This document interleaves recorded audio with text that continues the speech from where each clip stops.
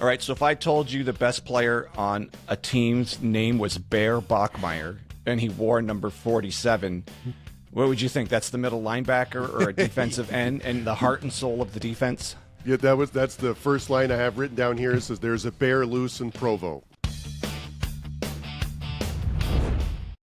Welcome to Saturday versus Sunday. I'm John Barbin. With me is Jeff Dover. Let's talk football. We're a couple of average football fans that watch college and the NFL. We hope to earn your like and subscribe today. This is our review of the BYU-Utah college football game. What are your initial thoughts? All right, so if I told you the best player on a team's name was Bear Bachmeier and he wore number 47, what would you think? That's the middle linebacker or a defensive end and the heart and soul of the defense? Yeah, that's the first line I have written down here. It says there's a bear loose in Provo. That's what I've got there. There sure is. So this guy, I mean, apparently he played defense and offense as a kid, like all the best players do. Which makes sense. Yeah, in high school you would. Yeah. Yeah, and he just, 47 was his number. He just kept wearing it. And I think it's awesome. the best thing. I think it's going to start a trend. Absolutely. Bachmeier is going to start a trend of kids wanting to wear 47 at QB. Yeah, and what's great about this, too, is that he wasn't supposed to be the starter going into the season, right? He's a true freshman, and he's obviously talented, but I feel like they're doing a really good job not asking him to do too much. He was 13 passes for 22 for 166 yards. He had a TD, didn't have an interception, doesn't turn the ball over. They've got a great running game and a great defense. So that is a great formula to have a really good football teams. You don't have to ask them to do too much, control it on the ground, throw it to keep the defense honest. And it's BYU is a force to be reckoned with. And at Provo is a significant home field advantage. We've both been to a game there before, and it's tough to beat BYU at BYU. And this game with the darks, the all blues and the all reds, is the best looking game on TV. This and the USC UCLA game when they both wear their darks. Also the lighting at the UCLA USC game, no matter which one it is in the afternoon, it's the best lighting. California, but here, BYU and Utah with their darks at Provo. That's got to be the best on TV. It's probably the best setting in all of football with those dark uniforms. Yeah, so this is the most fun game the last few years in a row now. Like you can't beat this game for how close it is, how much fun it is. Well, and it's just such a good mix between good defense and good offense. Like it was no points scored in the first quarter by either team, no points scored in the third quarter by either team. And in the fourth quarter, both teams had 14 points. So it's a crazy swing back and forth. And it had everything. It had great defense, good passing, like good running. Like it was, both Dampier and Bachmeire are very entertaining to watch. You can throw and run it. And they're quality players. In a different way, like Dampier he's got like a Kyler Murray thing going on there. He can just move and extend and extend. I do think sometimes he pulls it down too quickly, right, and relies on his scrambling too much. And a good defense that's well coached, which BYU is, can eventually corral him. And he needs to develop into a better passer, because to me, that's what burned them today. Was they ran for a ton of yards. They were way over 200 yards. Both teams did. Well, but yes, both teams. But Utah I think Utah even got the better of them on the ground. And Dampierre's sort of his quickness to pull the ball down and start scrambling, it kind of kills the dynamism that the offense should have if he can maintain looking downfield a bit longer. But again, obviously that goes without saying for any player, and at least he can make something happen. But it just seems like he gets to that a little too soon, knowing how good of a scrambler he knows. I think he thinks he can get away from everybody, but clearly at some point they're starting to catch up to him here. Yeah, I don't have much. I'm not going to pick on his offense. I see what you're saying, and that's you would want to look pass first, and then if it's absolutely not there, then run. And it does seem like he switches to run too bit. But I'm not going to pick on the offense too much. They had 470 total yards, which was great. 244 passing, 226 rushing. Like their offense was fine. The problem was that they had 12 penalties for 77 yards, and a lot of them were key drives for BYU. And they lost a turnover battle 2-0. Like you're not going to win a tightly contested game or many football games losing the turnover battle 2-0. So that was the only I think that was the main problem they had today. Yeah, and so you're right. So that's, I mean, in a game this close. Yeah, yes, Jeff, you're right, and you're right. Yeah, and in a game this close, if that you can't do that, that's not gonna. No, that's not gonna work. Going to win the Holy War. Giving it. I was going to have a communion joke in there. I won't say it, but if you're not going to win the Holy War, it's losing the turnover battle 2-0. Yeah, and in the final quarter, there, Bachmeier's touchdown run was. So I good. mean, and they're ballsy with their play calls. A lot of this stuff is happening on third down, and they got to make it all happen, and they made it happen. And that touchdown run was awesome. It was I guess it was like a draw play, and Utah just did not seem ready for it. And he just started barreling in towards the 5-yard line, and then the entire team just shoved him in. The whole team just shoved him into the end zone that's a great point about play. The play call, because it's 3rd and 11 at the Utah 22, and that is the defense has the advantage there. Every defender is within 20 yards of and you don't have the space to do it. And a pass would be really tough, and a run's really tough. So the fact that they did a QB run there at 3rd and 11, he was able to get it, and then like you said, he got stopped at the 5-yard line, but then had a couple people push him in, and that was amazing. Yeah. If you're a teammate of him, you love that too, right? Like that's your QB that you're, you know what I mean? So yeah, absolutely. So I mean, both defenses created some havoc here. BYU had 3 sacks and 8 TFLs. Utah had 2 sacks and 6 TFLs. So they were getting to each other in the backfield. So that, I mean, I love that stuff. Like when the other team's playing across the line of scrimmage, that's so much fun to watch. Yeah. No, exactly. And this was a really good, we just did our review of the Arizona State Texas Tech game. Go back and listen to that if you haven't listened to it already. And with the story there was the defense, and it's similar here. Like BYU and Utah have legit defenses, which is, the Big 12 used to be known as the wide open passing, like no deep, like whoever has the ball last is going to win. And it's not like that anymore. Like these were quality defenses.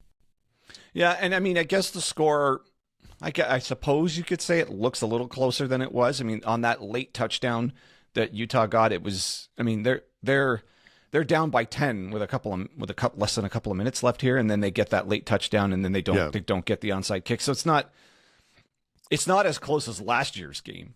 No. But I mean, it still ends in a 1-score game, which is kind of what you expect out of this game, like year over year. Yeah, no, but I mean, like you had, it was 10-7 going into the fourth quarter, and then it was 14-10 Utah, and then 17-14 BYU, and then 24-14, and that's when it really felt like it was out of reach at that point, when it was, and you're all right. The fireworks were at the very end. Yeah. Yeah, exactly. So yeah. Okay. So So what can we say about both teams here? Utah is 2-2. So we'll start with Utah. They're 2-2 in conference. So that's tough because their losses are at Texas Tech and BYU, which are the two of the teams we expect to be there at the end. So in order to make the conference championship game, they lose tie breaks to both of those if somehow they end up with the same record. So right now, I think Utah's on the outside looking in, unfortunately, for the conference title game, which at the beginning of the season, I thought they were for sure going to be a favorite. But they're just not as strong. They're not as strong on the lines as what I thought they would be. Well, and that's a really good point, because this guy, who is the head coach again? He's been there forever, the Whittingham. Whittingham, yeah. His DNA is in the trenches, right? The offensive line, the defensive line. That's what Utah's had forever. And really good defense, and offense, and not turning it over, the other Big 12 teams have caught up, like because they're not as dominant as they used to be. Like you said, they can run the table at the end, and I don't know if it's going to be enough, because they have a lot of Big 12 games left. They've got a game against Cincinnati. They host Cincinnati. They host Kansas State. They have to go at Baylor, but no, that's going to be so. They're going to need help now. That I don't think they control their own destiny. No.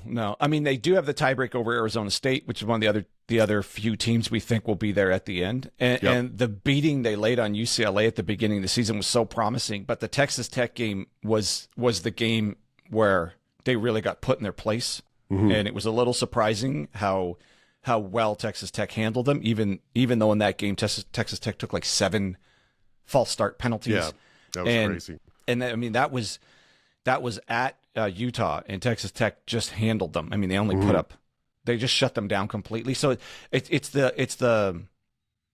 just surprising. It's just surprising. I thought they'd be stronger on the lines. So right now they're definitely on the outside looking in. Mm-hmm. And then for BYU, let's have a look here. 4-0 in conference, right? Like yeah. they control their own destiny going forward, and they've got some tough ones coming up. At Iowa State is not easy. At Texas Tech is looking like to be the game of the year in the Big 12. They still have to host TCU, and they got to go at Cincinnati, it was 4-0 as of time of recording. So that's that's going to be a tough schedule. So yeah, but I love we're BYU. I love watching them, but this game was great to watch. The Bachmeire is awesome, and and the way that they have a really good defense, a really good run game, and they don't ask their QB to do too much, and that's a recipe to win a lot of games. Yeah, and if you go 200 yards on the ground, well, both of these teams, but if that's the type of performance you could put on the ground, you're in that game no matter what. Yeah. With that kind of running production, and that's a mix between Martin and Bachmeire. So they've got Martin what it takes. Good. And how good was Bray? Bray's really good for Utah too. Like he's just a freshman, and so that guy is probably going to get more carries as it goes on. So yeah, it's just okay. So like I guess we're kind of done talking about Utah. It's just a bit of a disappointment the way it's unfolded. I mean, they for them the to other make teams have caught up. That's what it is. Yes, yeah. They have for a while here. You would expect them to just be the dominant team, but it's not like that anymore. No. And as far as BYU goes, obviously everything's in front of them. They're kind of, I don't want to necessarily say they're in the driver's seat because there's other teams that, I mean, Cincinnati is a bit of a surprise, and that's going to be a tough one too. So, I mean, I expect BYU to be there at the end in the Final Four, let's say. Yeah. I expect them to be there with Texas Tech and Arizona State. But obviously something has to give because a lot of these teams cross over before the end of the season. So, I mean, I don't know if they're going to go undefeated, but are they to me, they're the most fun team to watch. Last year, they were the number one most fun team for me to watch, and it's still happening this year. They're still that much fun to watch. Well, and we've been on the Big 12 bandwagon for some time because we've really liked watching Arizona State games, Texas Tech games, TCU games. Like it's a great conference. And so this was no difference. And so, yeah, I'm looking forward to seeing those BYU games coming up. If you're ever at a game in Provo, I can recommend the Cougar Tail, which is like a 4-foot donut.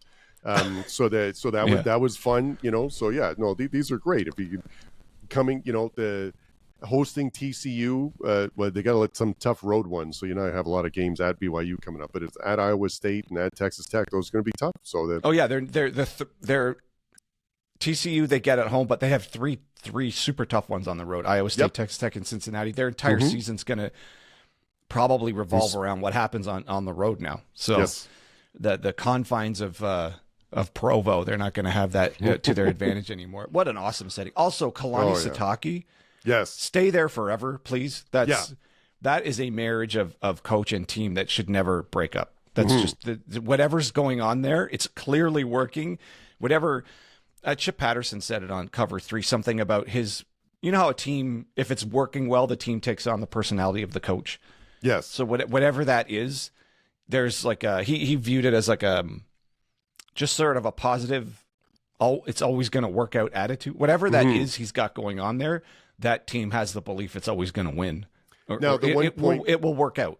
Yeah, that's a good call. And it was the one point I had is that if BYU had lost this game somehow, then the clock mismanagement at the end of the first half would have been the number one story of this game. So I don't know if you remember that, but that BYU had the ball, they had no timeouts left, and at the end they sort of had about 30 seconds, and they did not know how to handle it, and the play came in late. They ended up spiking it, so they didn't even take an attempt into the end zone and just did a field goal. And so if they lost by like 3 points or 4 points or something, like that would have been really bad. And the announcers were like, "What are you doing?" Because they were just standing there watching the clock go, and then they spiked it. So then their only chance was for the field goal. So that was a mistake. So that was a coaching mistake. But that aside, I agree with everything you just said. He's a great fit there. It's a great team. Like I love watching them play. There was a few instances like that across the weekend too. I remember in the Mizzou game, they were having a hell of a time getting the play in, and it kept coming down to, like, he's still arranging people with 4 or 5 seconds left. You're never going to get the playoffs. So I don't know what it is with. You know what? Maybe it must be harder than we think. Yeah, and maybe for sure. we're used to seeing like NFL teams who are a bit more buttoned up with it.